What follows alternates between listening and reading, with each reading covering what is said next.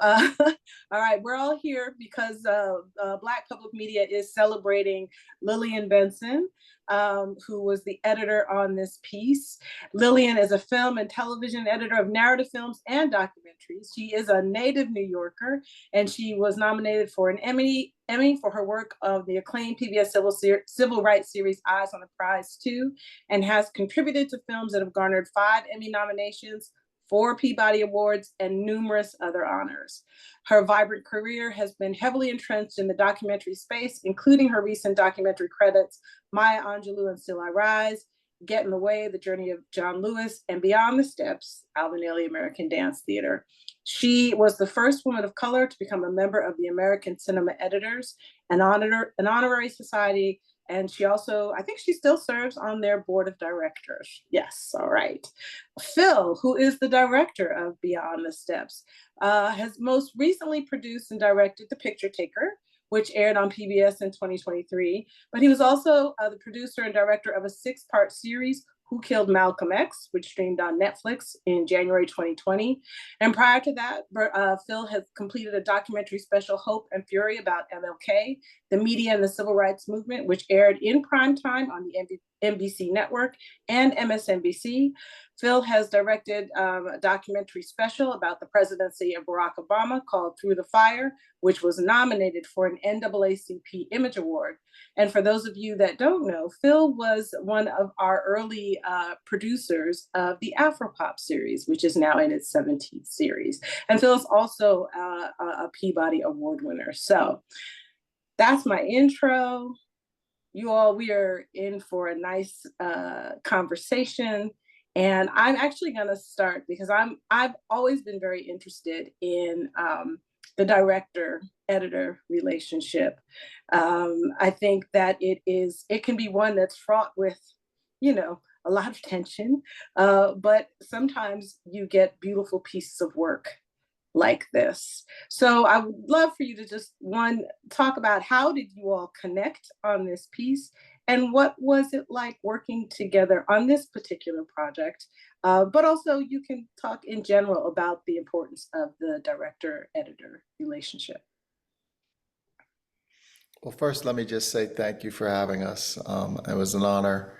It's always been an honor to do work with Black Public Media, but most in particular, Ms. Lillian Benson, who I will defer to and with whom this film would not have been possible. She was my shepherd.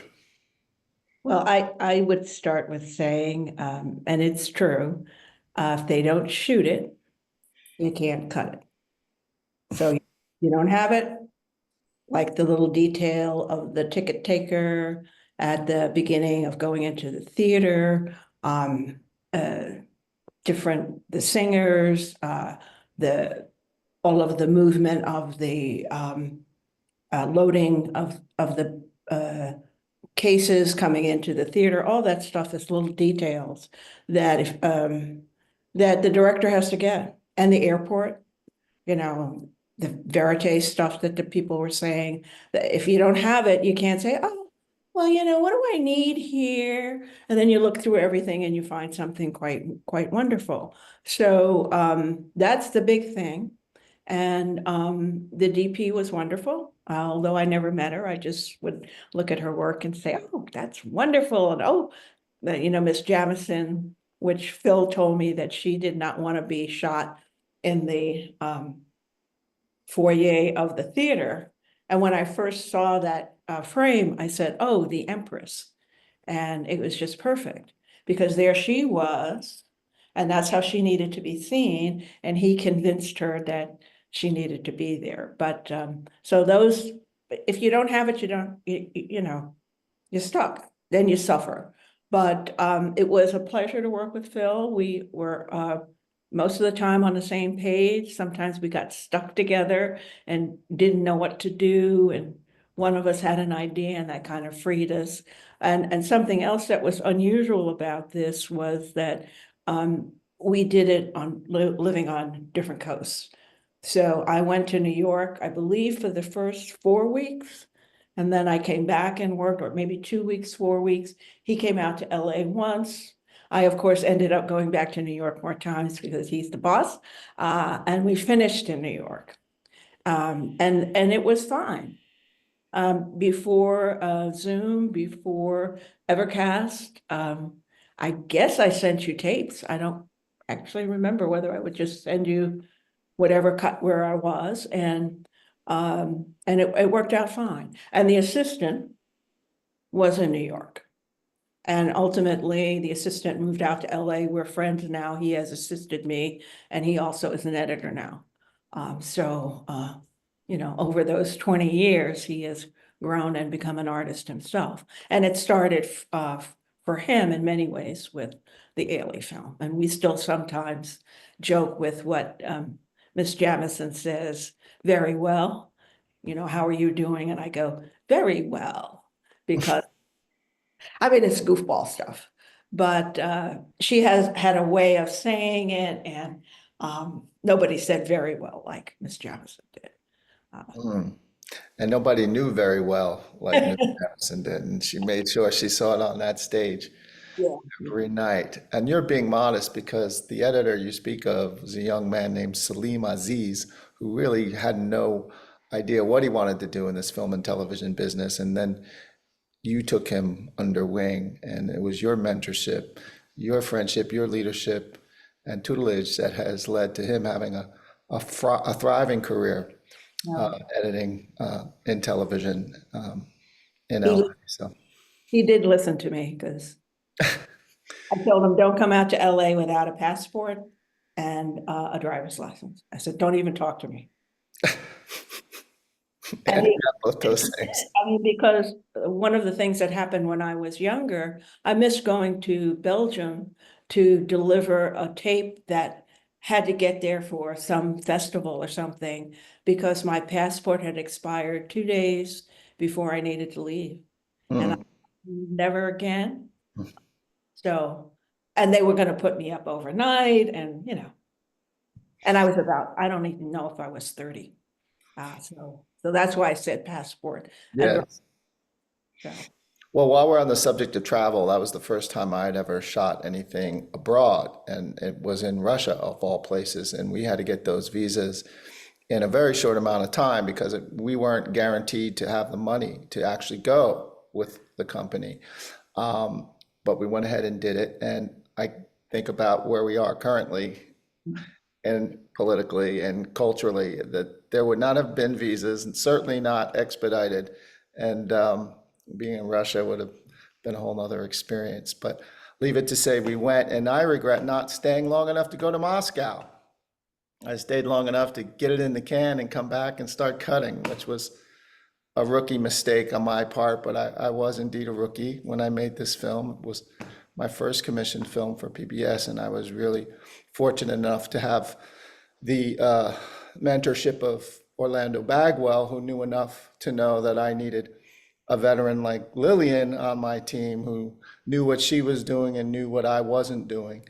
And both those things came to pass. And so I think if we had any moments of tension or frustration, it was largely due to the fact that I was making it up as I went along at that point. I think frustration comes with the process because we can't always, sometimes we don't understand what's in the director's head, or they don't understand how to Articulate say it. it, Yeah, articulate. exactly. And you know, I don't know, listening to it now, I'm not sure how we decided um, where to come in and out of the performances. I think it was probably just instinctual. I know there are things that we didn't put in. There was a lot more that moody stuff in the old Ailey building that we had to sacrifice for time. But Matthew is my favorite. And so he was very easy to um, he was a very easy guide for the story.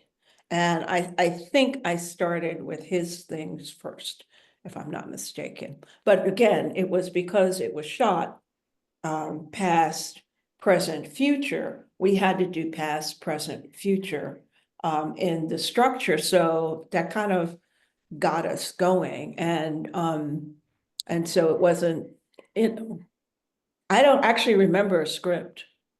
No, you probably never saw one in those days. So I Uh, really, we yeah, kind of talked and did more talking, whereas because yeah. it's historical.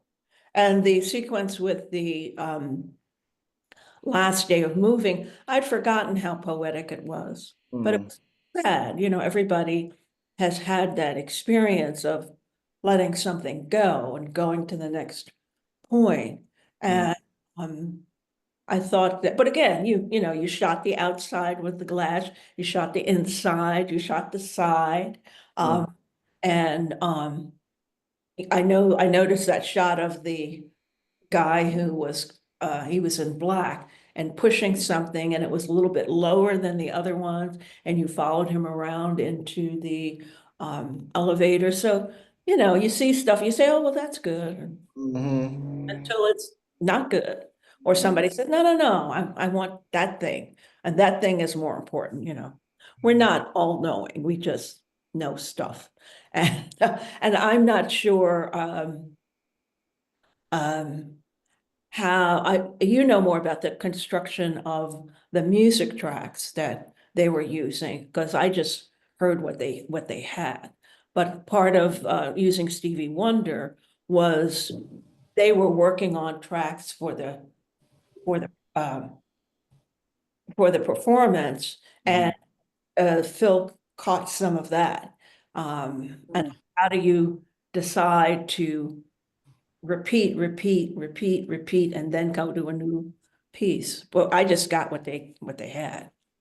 So, Yeah, you know, that music was largely driven by what Judith chose to be the music for the ballet. And I think once that decision was made, you know, which in essence was Stevie Wonder on remix by a man from Philadelphia who works with Rennie Harris, Darren. And so we had to license Stevie's music, which was not something I had signed up for. But once I had done that, um, you know, Bill Coleman, who was a DJ at the time, and I imagine might still be, was also a music supervisor.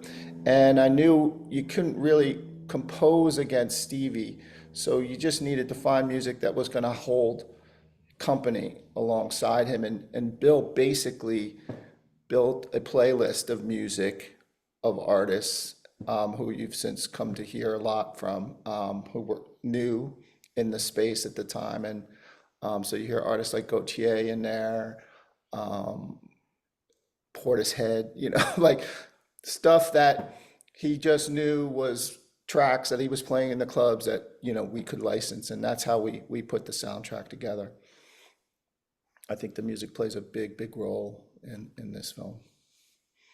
One of the things that struck me as as I'm watching the piece is the pacing, right? Really trying to make sure that you give us just enough of the performance, and then moving us into the observational footage and the conversation and the interviews. Um, I mean, how did you? Was that something, Phil, that you were like, this is how I want it to to to play out, or Lillian, did you kind of say, I think we should show just this and then move on? I mean, I just feel like the pacing is just well done, and then at the very end we get to see a full performance.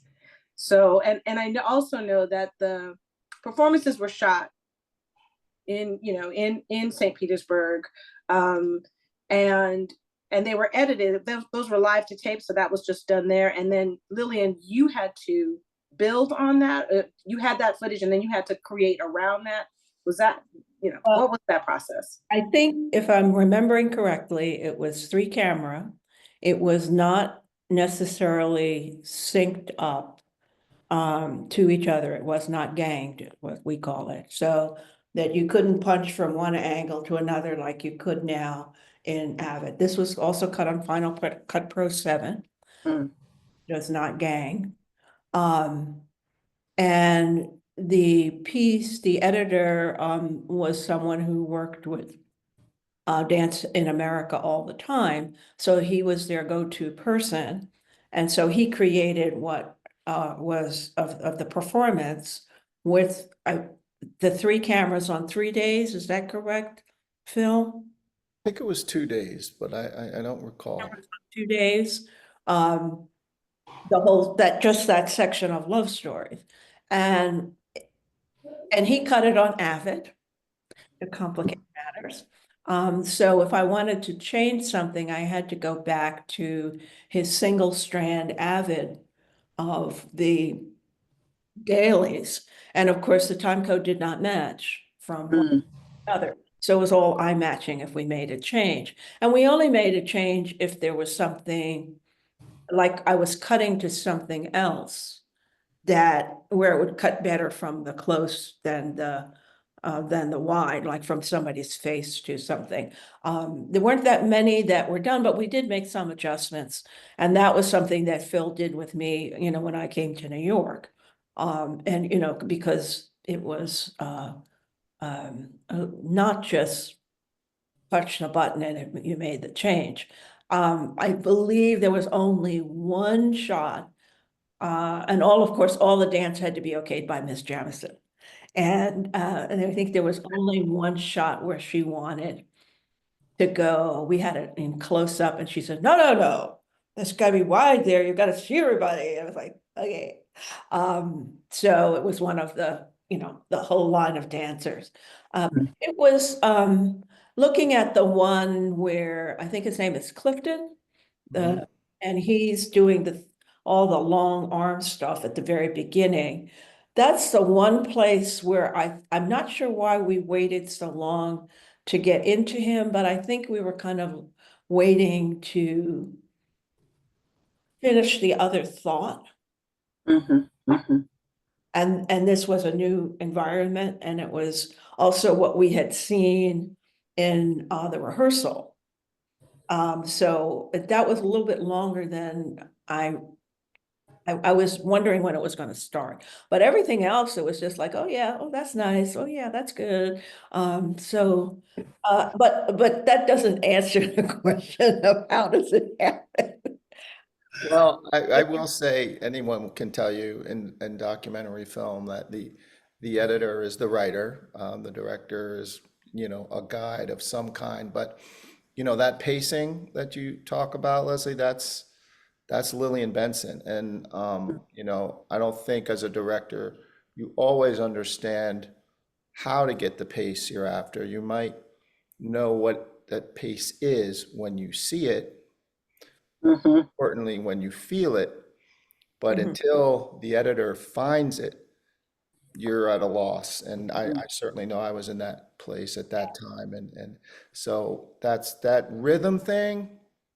Mhm. That's a very unique gift that Benson has that most editors lack.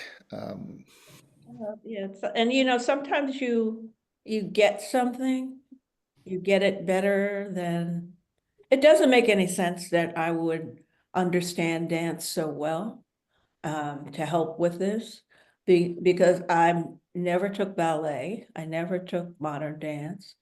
I don't have a dancer's sensibility, but I so appreciate them. I think that was part of it. Appreciate what they do. And to me, it's like it's almost magic. And then they just give so much. But the thing like when Matthew is trying something with battle and he gets all crazy and then he goes down on the floor and then he kind of laughs. There were those moments that were gotten on the set, that in the location, that then okay, I can use that. I remember being very happy when I saw that because that makes him you show him to be real. And then later on, when I guess they were having drinks afterwards or something, when he talks about, she said, start at 10. Start at 10. Started. Don't sneak up. No, sneak up. And that was both beautiful for the dancer. We understand the Russian audience, and also we understand Miss Jamison. Mhm. No, no, no, don't you be doing that. Uh, Right.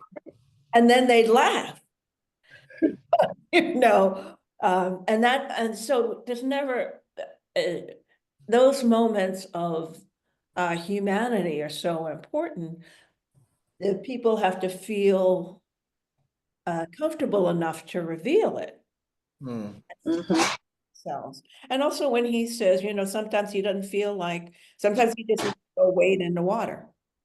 Right. Sometimes he just needs to, whatever the next thing he says is, and that it means he just feels like he's got to be black, Mhm. be a fawn. He can't be a fairy. He can't be a flower because that's not him. And so there is, Sorry. I guess we have to, part of the process is, the editing process is, we have to recognize what they give us. We have to respect the people who give it to us. And we have to uh, take correction, just like the dancers. You know, and sometimes we feel like just we don't want correction, but part of the process is taking correction. And that's when the beauty of the back and forth between the director and editor. When it's working, it's really, when it's good, it's very good, and when it's bad, it's awful. Uh, but we have to take correction. And we also have to be brave enough to be inspiring, but they have to um, not allow us, but not stifle us. That's something that does happen. Um, for whatever reason, I could give you, you know, I could put my psychobabble hat on and, you know, talk about that, but we have to feel like our voice is welcome. And the best collaborations are we hear them, they hear us, and we listen to other people who maybe have a different experience with it. But as is Phil will tell you, there was nothing that went in there that Miss Jamison didn't say yes to. And I don't know, I didn't know about any of the screenings with him, but she, you know, she had the final say. Wow. Okay. Well, we are going to jump to the Q&A. I think one of the questions that came up was Denise Green asked about, did you have to learn a bit of dance technique to edit the dance? But you already answered that question. Uh, um, but Highness. but Arlie Prelo has asked, Lillian, how did your background and sensibilities as an artist inform your editing of this work? Well, Arlie knows that I went to art school, and that would be happy on the floor with her crayons and her paints. And I think what it helped with was that I totally recognized the artistry of dance. Mm-hmm, mm-hmm. When she says, you know, Jamison says, we're the infinity. Oh, be still my heart. So I think that's it's not my actual tribe, but it's kind of like a parallel tribe. Mm-hmm. All the people that create, whether it's with words or music or paint or photography or bricks or you know, just writing, these are all profound gifts to the world. And so I'm happy to be in that, you know, company. And uh, and I don't know exactly how it, you know, comes in and comes out differently, but you do see pattern. Um, art helps you see pattern. Art helps me see space Mm-hmm. and Mm-hmm. the shape of something. And, you know, like when the hand goes up and reveals, it crosses the frame and reveals something else. Actually, an editor, very, very, very experienced editor, asked me about a documentary. I think it was some manufacturing thing. I was assisting him, and he just said, he decided he was going to teach me something that day. So he said, so which cut works better? Look at it. And I said, the second one. He said, why? And I said, I don't know. But it worked. And he pointed out that the corner of the frame, was the upper left. How do I have this memory? I don't know. One revealed a little bit more of yellow that was in the background than the other one. And a little bit more of yellow made the cut work. Because there was no reason the cut should have worked. Color took you across. That's wow. And so if you look at the film with all the shapes of their arms and their legs and the negative space, sometimes people will have the negative space in one shot be the opposite of in the next shot, and it just happens. So there are those kind of tricks too. Okay. Mostly for me, it's emotion that makes a cut. All right. Okay, so this question comes from Malkia Lydia. Can you share how the music impacts your workflow when editing a dance or dance heavy scene? I'm going to answer, I see something in the chat, and James Henderson asked me, did I know John Carter? Yes, that was Mr. Carter's story. So how does music affect, could you repeat the question? How does the music impact your workflow when editing a dance or a dance heavy scene? Well, I can get happier if I'm in music for dance. Yeah.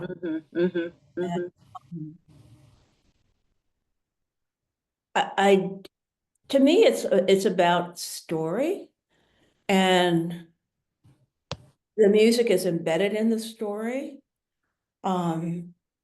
So like the little beginning, the transition from the to where all the people come into the studio.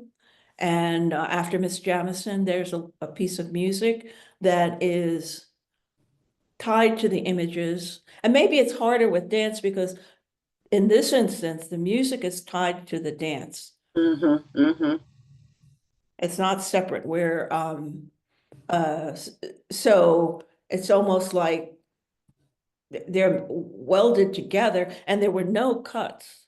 There were no internal cuts in the dance or the music. As long as it was playing, there was no cheats, because we would have been spanked. Right. By. But when we went away to somebody, then we would take things out. But there was never an audio edit, a music edit, or a video edit. That wasn't happening. I But just want to add a point there, because when you mentioned Ms. Jamison's hand in all of this, and that particular rule of thumb was hers, and she was very clear. And so we had to abide by it. But it had this chilling effect where we didn't realize if we took steps from that ballet and put it to different music, whether or not we were going to get, you know, our wrist slap. But she completely understood the need to do that. And I think one of the codes that you cracked, Lillian, if I'm not mistaken, was the opening frames of the film. Not only were they steps from the ballet, but they were slowed down and they were put to different music. So now we're altering the steps and we're altering the music. And what I felt was a really just beautiful kind of operatic opening to this film that had Lillian not tried, I was too scared to do it. But had Lillian not, tried and said, maybe she won't mind this. And it was beautiful. I didn't know any better. That's what it was. Yeah, well. Yeah. And it's one of the most beautiful things I've done. I mean, it's just beautiful. It is beautiful. So music plays a role there, but not the music that those steps were meant for. And in a way, it's because it's the main title sequence, you could kind of argue that it's not, it's the essence or the spirit of Ailey. But the reason I liked it because it was Matthew and Dwana together. Mm-hmm, mm-hmm, Just mm-hmm. beautiful, just so And beautiful. that track, by the way, just by the by, was composed by a man named Chocolate Genius and scored by Michelle Ndegeocello. That was that was their creation. So that was one of the highlights for me was sitting in the studio that night to see them do their magic. But that's the track they created. It, Wow. yeah, yeah, yeah. That's gorgeous. Okay, so Bridget Smith asks Lillian, how did you get into editing, and how did you overcome the obstacles to be an editor, especially as a woman of color? Well, I got into it through art. I was encouraged to do it by my photography teacher senior year, and he asked me, was I in film? Because I had done this sequence of shots for whatever the project was. And I said, no. And he said, well, you should be. And I said, why?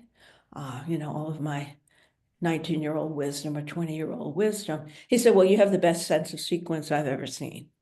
Mm, And so that was a confirmation of something that was internal. And I didn't take film classes. I only took one in college. And I got into it after teaching for a couple of years because I met someone who was a documentary editor, and she said if I decided I didn't like teaching, I should call her and she'd try to help me. And mm, she, wow. so that was the beginning. And because I was a fine arts major, I had, a lot of manual skills, cutting paper, doing ceramics, doing, graphic work. So it was all, I say mushing, because it was all handwork, and I started in film. So film was all of that manuals, Mm-hmm, uh, not computers, not videotape, manual. So it wasn't hard.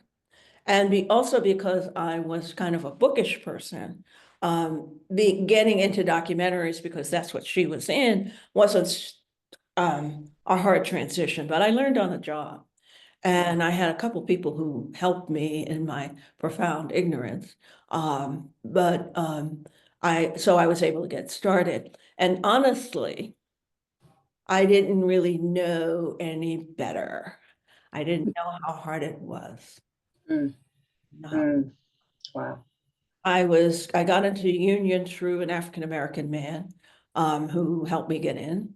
Um, I worked on a couple of kids shows, uh, which were multicultural, so I kind of got known in that. And you started to look around you. Also, the first person who helped me, this woman, she knew Madeline Anderson, who is a legendary Black film editor.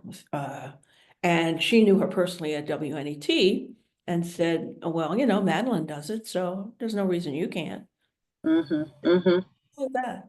And then I met Madeline years later. Madeline is still alive. She's in her 90s. And so there was one. So I could look. I could see the one. And so I just kind of loo. Uh, Did and you? then you realize Mm-hmm, mm-hmm.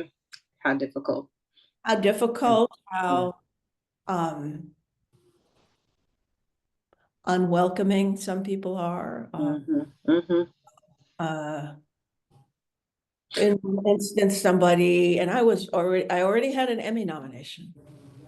mm. I came into the interview, her eyes popped, Wow. and I realized she didn't expect a Black woman to walk in. Mm-hmm, mm-hmm, And I didn't get the job, but I ended up getting a much more important job. I didn't realize that at the time. I was passed over for that, but I ended up getting a job with John Else in San Francisco, which shifted my career even more. So, right. um, I mean, you just, if you want it, you gotta work at it, and That's right. you That's gotta work at it. And, I had some degree of luck. But I had also a fair amount of, not really recognizing the dangers, or right. Mm-hmm, mm-hmm.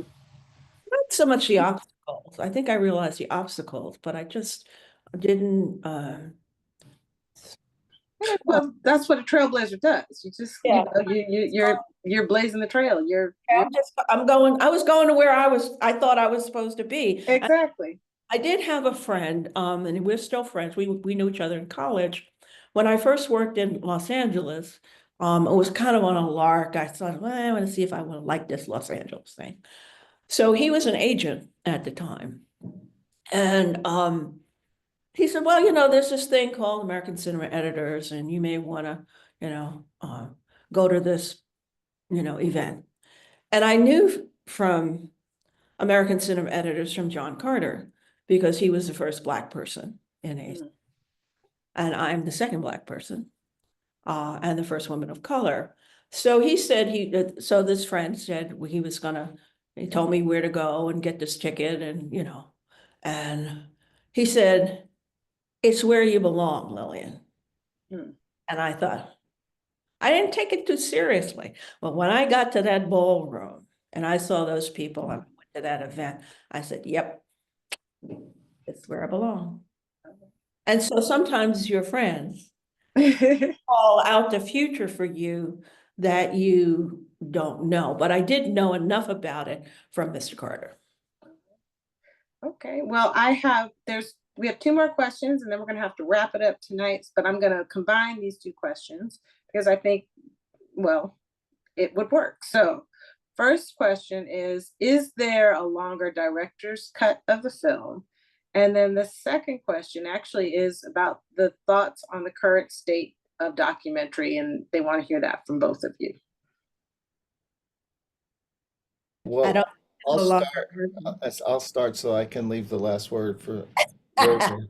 Um, There is no longer version. It was cut for broadcast at that length, but there is an unedited, that is to say, full length recording of the ballet from start to finish, from curtain to ovation. That doesn't involve the film, but it's just the dance, the ballet itself. As far as the state of documentary, it goes without saying it's a challenging time for truth, and seeing as how, as documentarians, we traffic in truth, or at least our version of it. It hasn't gotten any easier. Um, but I would say that is pretty much true across the board. Like Lily and I work in scripted episodic television as well, and those opportunities are fewer and further between, in large part because the industry in general it's just getting smaller, it's contracting, or you know genuflecting. I'm not sure which, but it's a tough time to break in, but no amount of persistence and feeling like you belong there um, should stop you from getting involved and sustaining what I think is just a beautiful genre for storytelling. So join the party, but Yeah. be patient. Yeah, it's hard. It's very hard now. And I wish there were scenes that we could cut little snippets of from dailies to have it available for people. But that's another wishing and hoping situation. But I I think the most important thing now is to surround yourself with people that are kind and supportive and decent and on the same page as you, your own artistic community. Uh, the times are hard, yes, but they're certainly not harder than when my parents came up. And Mhm. Lord knows my grandparents. So I'm doing things that were um, inconceivable to my parents. Mhm. But I do think that as Phil said, it's about truth telling. That to me is the ultimate job of the documentary. It's the we're telling the story, and Miss John Lewis says it has said it many times, and he says it in the film that I worked on. He says, "Tell the story, tell the story, tell it over and over and over again. We can't stop telling the story. And sometimes we have to tell a new story because we have a new understanding.